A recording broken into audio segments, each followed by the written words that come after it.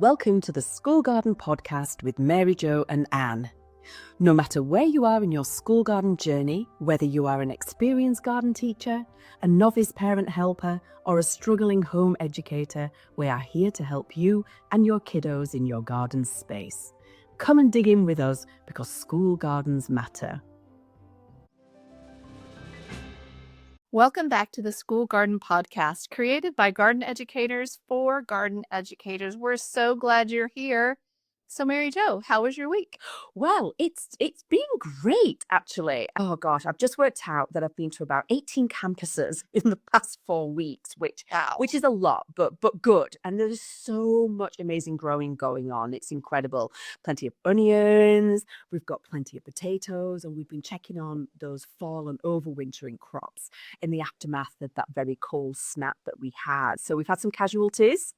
Oh, RIP cauliflowers.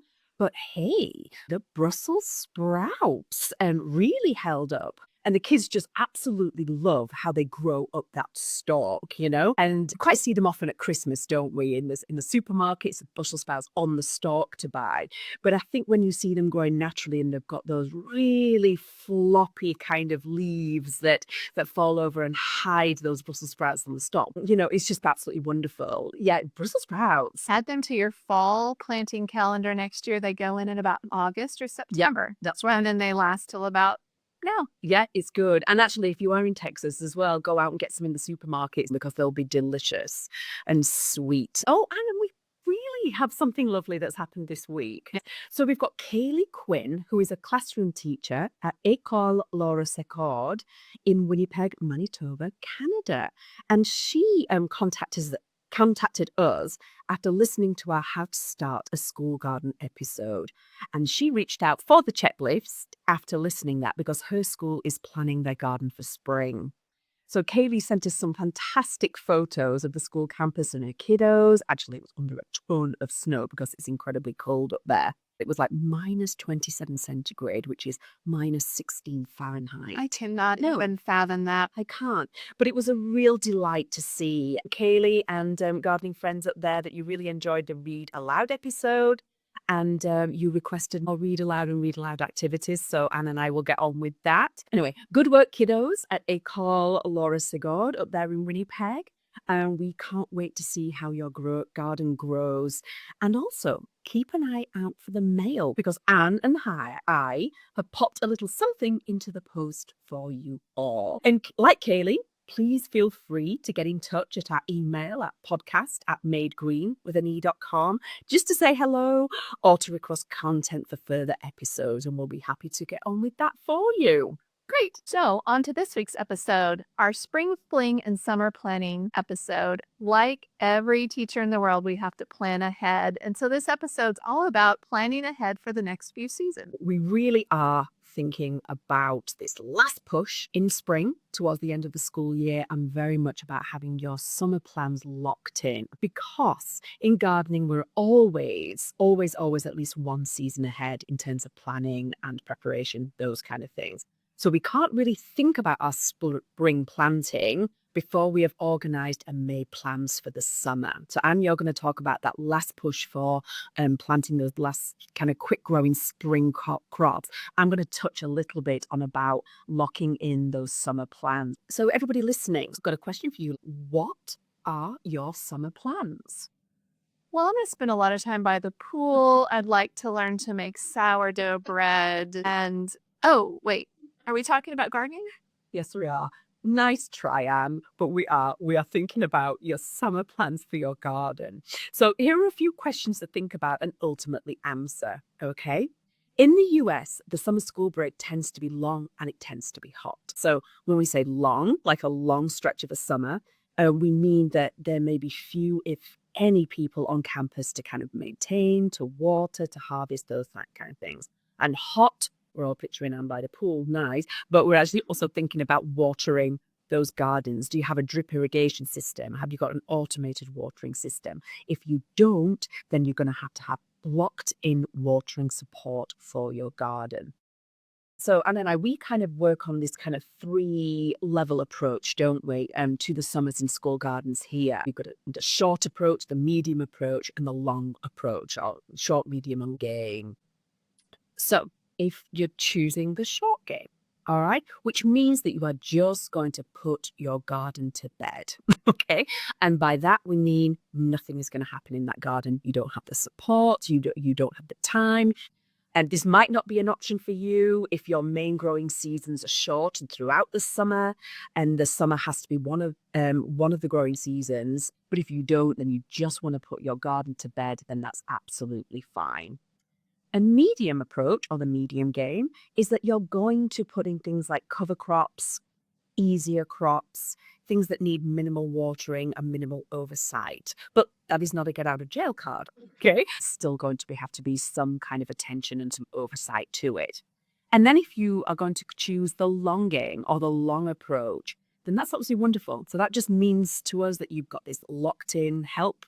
You've got maybe a summer program going on, and then go mad, go at it, have a great time, putting all those summer loving, sunshine gobbling plants, those tomatoes, those peppers, those eggplants, those basils, those cucumbers, those okras. If you've got that help and you've got that support locked in, then absolutely go for it. I found this incredibly freeing. My first 2 years, I gardened constantly through the summer, and I was there all summer.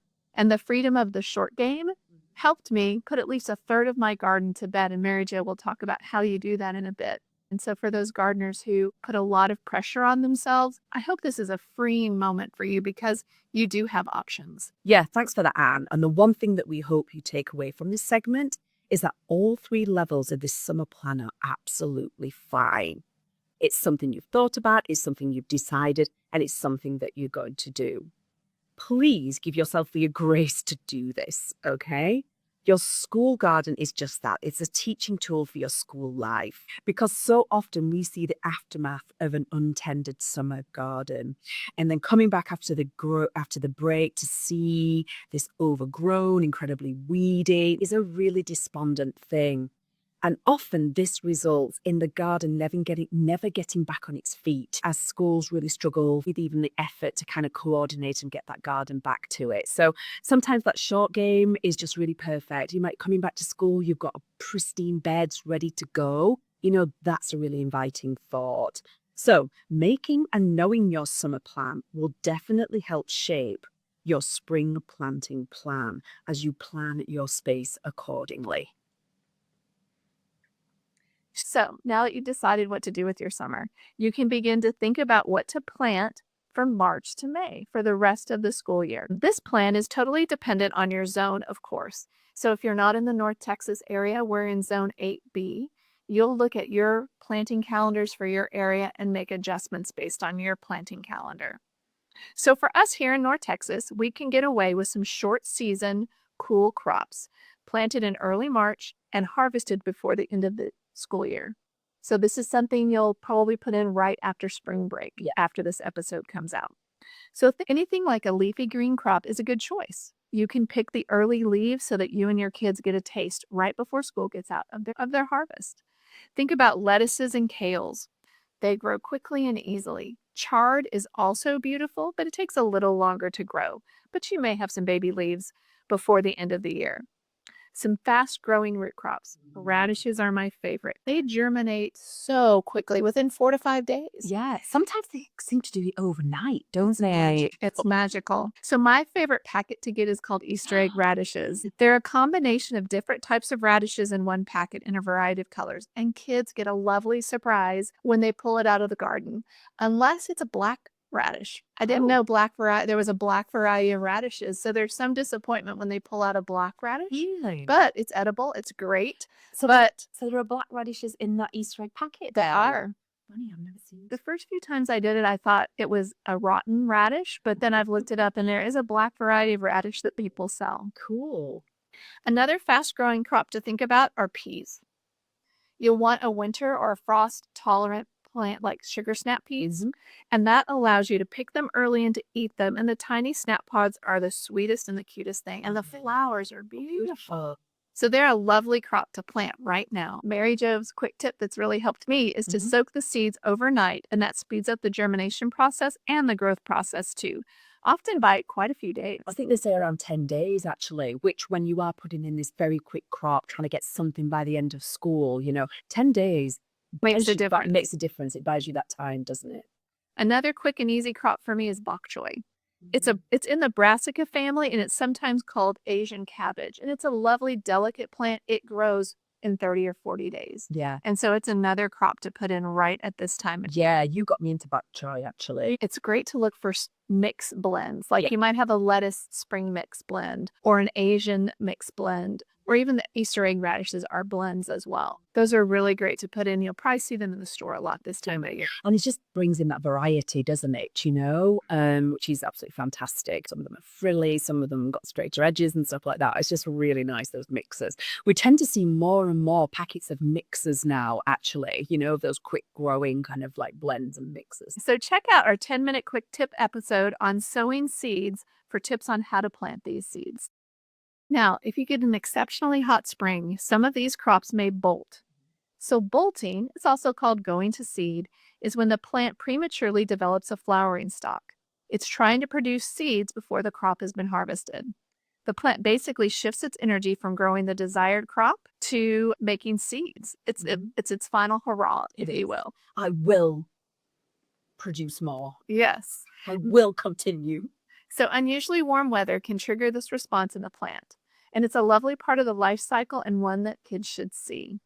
Often, however, the leaves of the plant will become bitter as the energy is diverted from the flower to seed production. So if you start to see those flowers, know that your lettuce or your other leafy greens are going to change their taste. That's right, yeah. But we don't mind things going and bolting, do we, or going to seed in his school garden, because ultimately kind of the end of summer or into the fall, it's just perfect for seed saving, And again, those life cycles, seeing it all the way around. That's happened with our broccoli, hasn't it, on one of our schools? The yellow flower came and now it's going to seed. I think as normal, regular gardeners might go, just pull it out into the compost or something. But actually, it's a great opportunity for more learning. I like to let some of my radishes, and because their seeds are really interesting, and you can just replant those in the fall. Just saving those seeds and sending those seeds home, saving them to be used again, and creating seed packets and stuff like that. The options for seeds is huge. Hey, I've got a really cool story about lettuce. I want to hear it. Yes. Okay, so when I was studying, doing my horticultural qualifications with the RHS, and we had to research and present about a vegetable for our class, okay, which sounds a little bit kind of second grade, but it was actually really quite in depth, and we had to go into like classification, Latin names, and F1 hybrids, and all that kind of stuff. But we also had to talk about the origins and their places in history. And there was a guy in my class and he did lettuce, but oh my gosh, so fascinating, like genuinely so fascinating. Did you know, Anne, that its original use was medicinal? The milky sap that exudes from the base of a wild lettuce plant has an incredibly sedative effect. Really? Yes, known for centuries and used by a number of civilizations for its sleep-inducing qualities. The sap in its concentrated format was used on battlefields as a sedative right the way up to the Second World War. Wow. Now, I know what you're thinking. Ooh, a sedative plant for my very noisy second grade class. Alas, our modern day lettuce varieties have very little of those sleep-inducing kind of lactucarian sap is what it's actually called. Compared to its wild lettuce ancestors. So for anyone remotely nerdy like us who loves a vegetable's journey through history, oh gosh, I can hear my own children rolling their eyes going, you're so sad. I've added a really interesting article into the show notes about this, about lettuce and its kind of like purposes throughout the centuries and different kind of, civilizations and communities. And if you're anything like me, you'll agree that the 17th century salad is mesmerizing and it throws an enormous amount of shade at our very sad modern day offerings. I loved that addition. That's really interesting. So neat. Good old lettuce, hey? Great. Lettuce. Right. Well, let's move on to thinking about what to do in the summer. Let's go back to the summer and how we're going to get ready for summer. So yes, you have had a last hurrah at some spring planting, getting some stuff in the ground, stuff ready to taste, some faster growing stuff for your kids before you kind of head out the door at the end of May. So you have chosen your summer plan. You've chosen it. You know exactly what your plan is because we just told you to do that. We did. We did. Yes, we And we did. did. Do you not be blaming us? Okay, that you've done it. So if you have chosen that short or even that medium approach, you want to clear out all your crops and plants from the bed. Okay, so maybe it's heartbreaking, maybe it's whatever, but you really want to do that. Okay, so for the short approach, you are going to cover with cardboard. So you can clear out, you can actually just leave all that stuff laying on top of the soil as well. Add some kind of rougher compost or some old leaves and anything that's not quite broken down enough. Get it all on top of that bed. Water it down. Seriously, water it down. Get it all going. Get it soggy, soggy, soggy. And then you can pop some cardboard on top of it. Then you might want to weigh that cardboard down with mulch if you have it. So we've put bags or stones or bricks or something, keeping that cardboard down. But underneath, if it's super soggy, super moisture ridden, you know, you've really, really soaked it through, then it's going to get busy. It's going to start composting. It's going to start breaking down, and it's going to really, really prep that soil ready for you when you want to use it again. So that would be a super duper tip for you to do that. And there's nothing nicer, is there, when you come back after the break and you take it off and it's just pristine and ready to go, you know? Okay, so you might even in your own garden space, have a certain part of it that you're doing a short kind of approach, you're doing a medium one in it, and then you've got a longer approach in a different bed. And that's absolutely fine because it's a plan. You've thought about it and you've decided upon it. That's great. Actually, you and I, Anne, have worked in a garden where we did a couple of beds because the custodian really liked peppers, didn't they? Did not have the time in his day to kind of water or tend to the whole garden at all. So all the beds were put on the short game, covered, put away for the summer. But 2 beds that we did, and we planted it all singing, all dancing with all these peppers and tomatoes and things for Mr. Felipe. Yes. And it was just wonderful. Now, the medium approach. So you're going to clear beds of everything, okay? And you are going to add your minimum fuss cover crops, something like a black-eyed pea for us here in the south. Other cover crops for us include things like clover and buckwheat, but you're going to do a little bit of research into a good cover crop for your area and growing zone, okay? So once you get back to school after the break, you can either go ahead and just straight remove it, you know, or you can chop and drop, which means that you can actually kind of like cut it all down or dig it or just dig it straight into the soil. And then that's going to break down and it's going to actually help to improve your soil. Quite often I find that you want to use your bed straight away. So that stuff needs to be taken out. You don't have enough time to kind of let it decompose down as well. So instead of a cover crop, you might have even decided to plant less other labor intensive crops. And for us, we would choose something like sweet potatoes or watermelons in this instance. Now, these will need some oversight and some attention because they will still need some water. They don't need nearly as much, but they will need some moisture and some attention. But we choose them because they do a couple of different jobs. One, they're holding that soil. They give us something to come back to after the break, but also they vine and they spread and they really help suppress those weeds.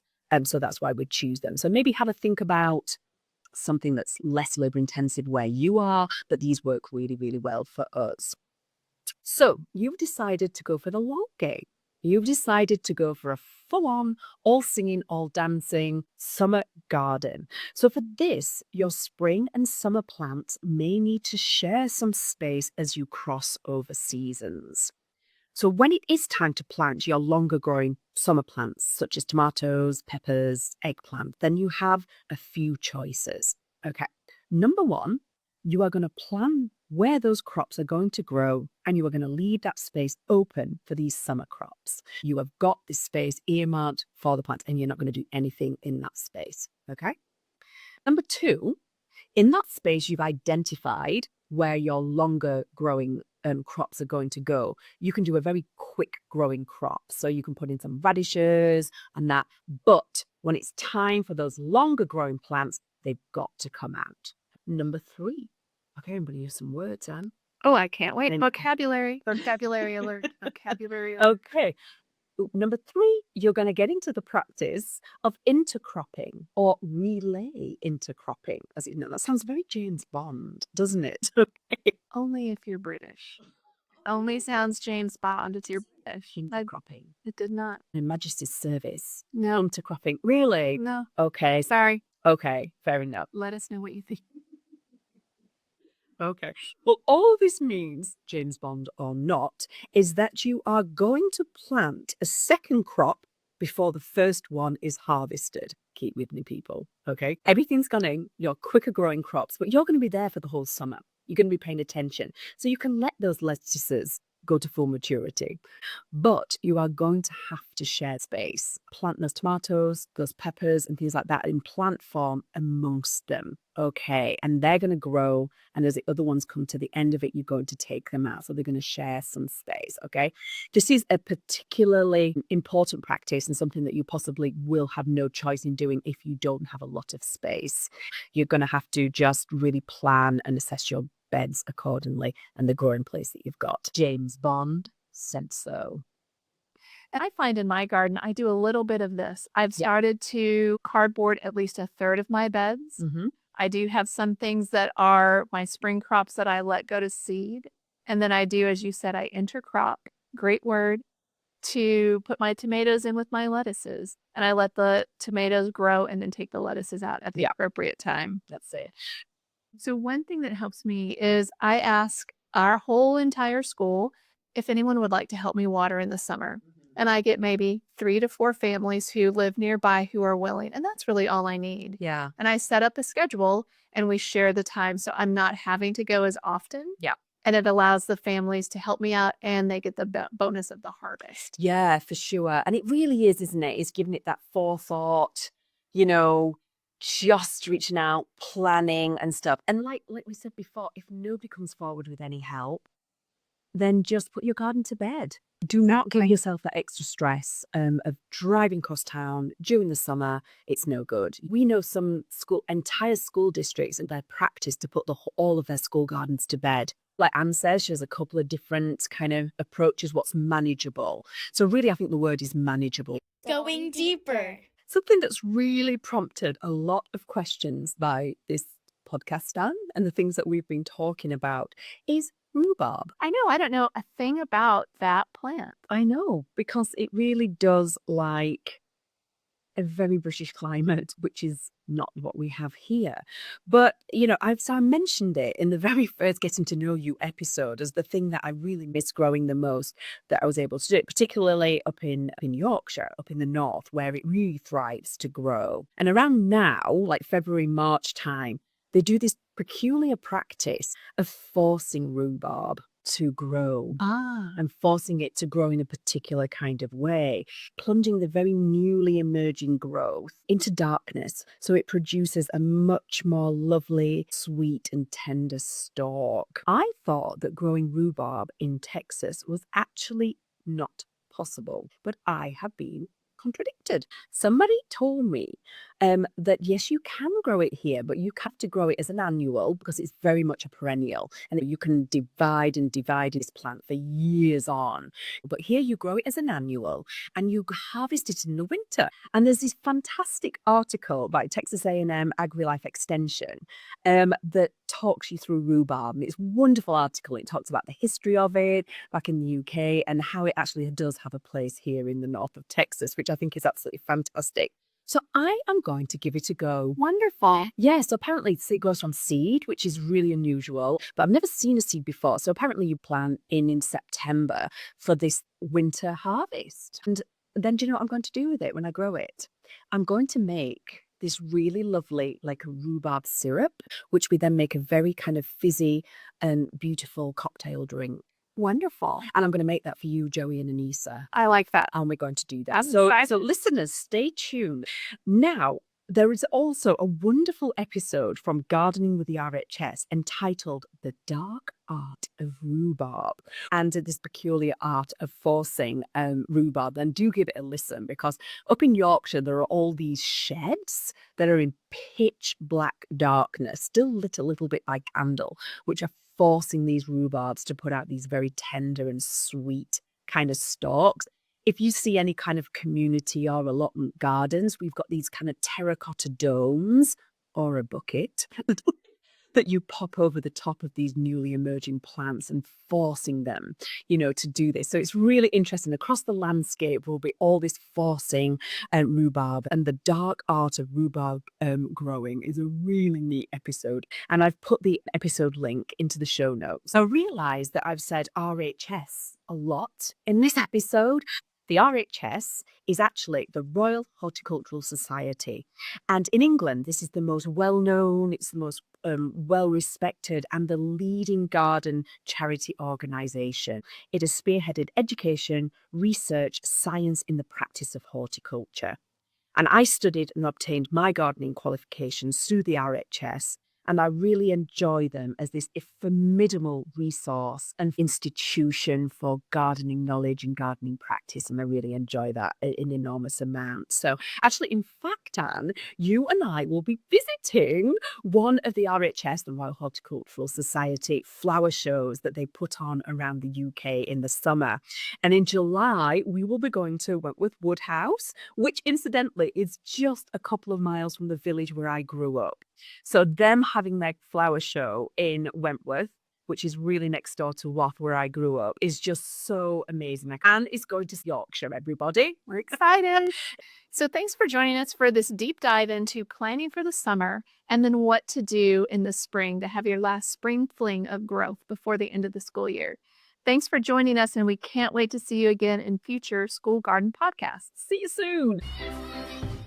Thanks for listening, and don't forget to hit the follow button on your podcast platform of choice. And share us with a friend, please. We'd love for you to rate us and leave a comment as well. Follow us on Facebook and Instagram at Made Green, or visit us at our website, www.madegreen.com. Details of today's shows and other resources are in our show notes. Any proceeds from affiliate links shared help fund our school garden programs. We look forward to seeing you next time on the School Garden Podcast.